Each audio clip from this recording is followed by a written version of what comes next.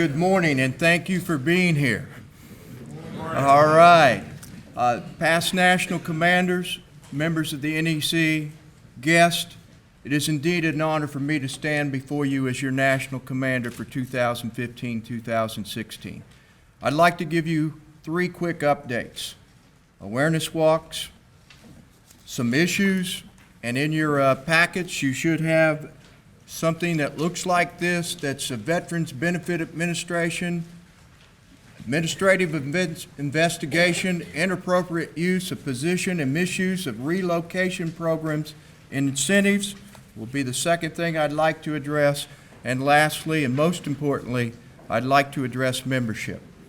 First of all, I want to thank you for the awareness walks. What a great opportunity it is for us to share our message to our communities of what we do in the American Legion. You have taken that initiative and you have ran with it. I am overwhelmed by the responses that I've had from the various departments of going out and walking with veterans to tell our story. Our first walk was in Manchester, New Hampshire. I'd like to share with you a quick story about 2 World War II veterans that were in their 90s.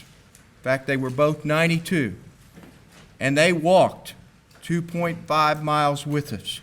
People were honking their horns and encouraging us as we walked. But we finished at the Veterans Park in Manchester, New Hampshire, and it just so happened, and we knew it was going to happen, there were a group of young people from the Boys Club and the Girls Club of that area. We joined forces on that stage with that high-energy band. We were allowed to give a message of patriotism and love of our country. A firing squad fired honors, and taps were rendered. The response for those children was incredible. We had a walk in Kansas City, Missouri, at a most iconic site, the National World War I Museum. And if you've never been to the National World War I Museum, you need to go, because in Memorial Hall, above the door, is the preamble to the American Legion Constitution. We had folks from Kansas, Missouri. We had all sorts of things for people to do. The VA vans were out there. Service officers were there on site to tell people the message of what we do in the American Legion. In Hartford, Connecticut, we walked from the state capitol to a local post in North Manchester, in an area that most of us would never walk if we had a choice on a daily basis.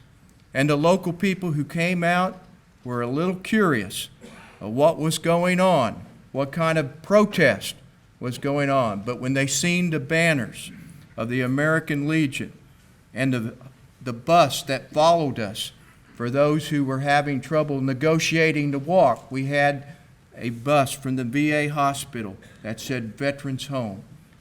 It was all part of the plan. But I got to tell you what the auxiliary did. They started singing God Bless America. And you could see a melting away of the people that were there outside that grocery store that came out, who were wondering what was going on. We got to tell our story.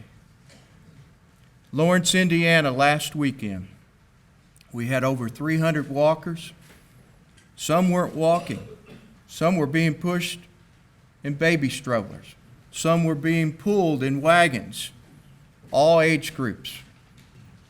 And the Department of Indiana had donations that exceeded $30,000 to Operation Comfort Warrior. We got to tell that message on 3 local television stations. It was all free. The city provided the fire, the police protection, the permits were all waived. We got to tell our message, and it didn't cost us anything. Thank you for stepping up. I hope that we can do awareness walks as many places as we can, and it doesn't have to be with me. If you want to have an awareness walk in your community, and our multiple awareness walks, I know Department of Indiana is going to have my birth home while I'm here. I guess they liked it so much they're going to do it again. But awareness walks. Tell your message. People will join. Have a smile on your face. Not so positively, I would like to quickly reference this report. This report was submitted on September 28, 2015 by the VA Inspector General. If it doesn't catch your attention that VA officials are being moved, and you see this when you go out, I've been seeing it on the campaign trail. It seems like we got more acting directors and people who are in temporary positions. There's no stability. And some of those position moves are because they're not doing their job in the first place. So we move them to another place. And by the way, they may have less responsibilities, but we give them more pay when we move them. Doesn't sound right to me. And can you believe that one relocation cost was $274,000? I didn't make up that number. It's right here. Now, we all sat in this room, or many of us were in this room, with National Commander Dan Dillinger. And what a great job that he did when he called for the resignation of then Secretary Eric Shinseki. And he also called for the resignation of Dr. Petzel and the Undersecretary of Benefits, Allison Hickey. As you know, Shinseki did do the honorable thing, and he resigned. Dr. Petzel retired. The individual who approved all these moves was Undersecretary Allison Hickey. We sent out a press release, and we renewed the call for her resignation. There will be a hearing next week in Washington, and I plan on being there. And I want some wing people.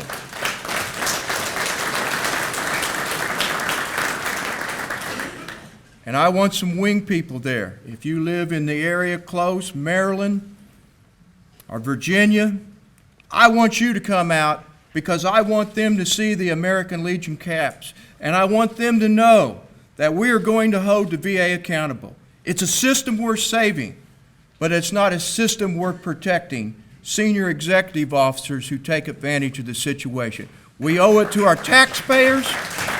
We owe it to our veterans. So I plan on being there. I hope that many of you might be able to join me as we continue to fight for veterans' benefits in our nation's capital. The last item I'd like to talk about is membership. I really talked harshly to your commanders yesterday. I had a little forum. They came in August, and we had a goal setting, and we talked about a culture of growth. And they told me wonderful things, but the reports are not showing that we have a culture of growth. We only have 6 departments right now that at this point in time are ahead of where they were last year. That's not the direction I want to go as your commander. That's not the direction we need to go. I know it's difficult. I know it's hard. But I know that you want to be on a winning team. And we've got to turn it around. And the next 60 days, as I told your commanders, are critical. Because as you know, there's a dues increase. There's no excuse right now. It ought to be an incentive for us to work this membership between now and the first of the year to be above where we were last year and hopefully close in. I set the goals with a team of approximately 6 or 7 of our senior leaders in our membership. The goals were set fairly. They were set to be obtainable, and we need to shoot for the stars. I need your help. I need your help, and the next 60 days are critical. We need to do it for the organization. We need to do it as we approach our 100th anniversary. We got to be serious. We got to stop talking, and we got to start acting. Members of the NEC, I thank you for what you do each and every day. We have a difficult challenge. I need your help. The organization needs your help. Our country needs your help. Keep doing what you do best for God and country. God bless you all.